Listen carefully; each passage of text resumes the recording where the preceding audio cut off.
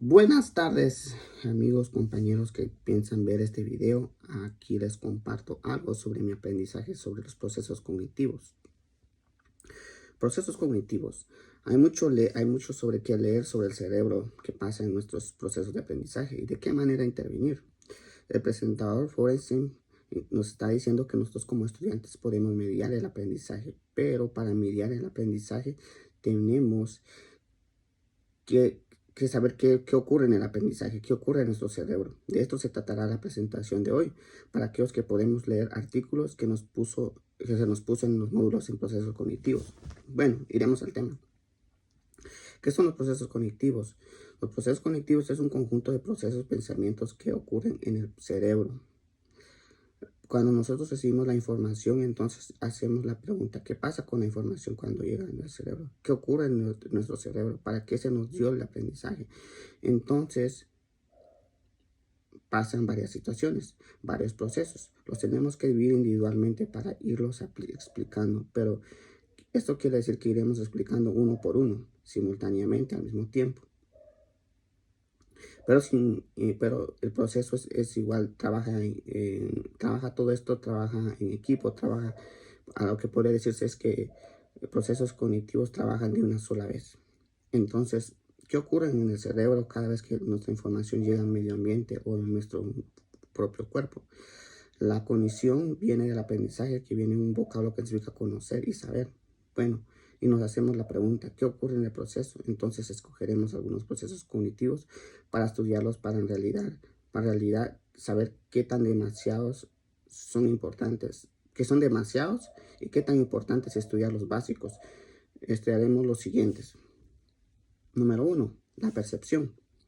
El proceso de extracción activa información de estímulos, elaboración y organización de representaciones para la dotación de significado, que casi esto proviene de 5 sentidos: tacto, olfato, oído, gusto y vista. Así como entra información en nuestro cerebro, la forma de conocer el mundo es a través de los sentidos. Y bien interesante saber qué ejemplos tomar como personas que no cuentan con los 5 sentidos. Un ejemplo, personas que no tienen vista. Entonces, ¿cómo nos puede ayudar a esas personas que no tienen vista? Un ejemplo, los ciegos. No pueden ver, pero pueden aprender con el tacto, oír y escuchar de una forma. Número 2, atención.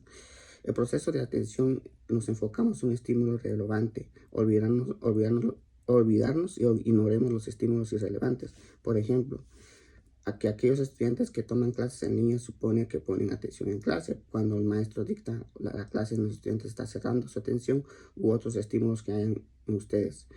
Cuando se pierde la atención, se deja de enfocarse en la actividad y se da cuenta que se pierden los estímulos alrededor de uno que otro se desenfoca en su atención. Muchas veces hay problemas de atención en el cerebro en cada actividad que realicemos por estímulo. Poner atención es lo más relevante y dejar a un lado y cerrar la puerta a otros estímulos. Pero ¿qué pasa con los niños con problemas de aprender? Ellos tienen que tener todas las puertas abiertas y las pueden cerrar. Imagínense, no poner atención en clase, en una serie de estímulos los deja de pensar correctamente y al mismo tiempo cuenta con lo más difícil que un niño con disabilidad elaborar su trabajo al estudiar que a un niño normal. También tenemos que entender que nosotros tenemos cierto tiempo de atención y luego perdemos en cada forma y de una forma la recuperamos y nos topamos con casos especiales, especialmente con niños con disabilidad. Memoria. La memoria es un proceso psicológico que nos posibilita el almacenaje, codificación, registro de la información que nos ayuda a recuperar una acción, posteriormente dar una respuesta. Algo que nos dijo una compañera es de que ella trabajó con estudiantes con disabilidad, y yo les enseñaba diferentes tipos de métodos para que los estudiantes ponieran más atención, especialmente con niños que retenían poca información en su cerebro. El aprendizaje. El aprendizaje se define como la transformación relativamente estables en tu comportamiento, son aducidas distantes al estudio de observación, práctica, limitación, dan lugar a adquisición de nuevos conocimientos y habilidades. Hay un proceso para que el aprendizaje prácticamente pueda realizarse, que llega a la práctica, nos permite decir si hubo o no aprendizaje o no hubo. Y nos da un ejemplo de aprendizaje cognitivo, que el aprendizaje cognitivo es un estímulo y ejecución de la respuesta al individuo en las elaboraciones, poniéndose en marcha el procesamiento de la información.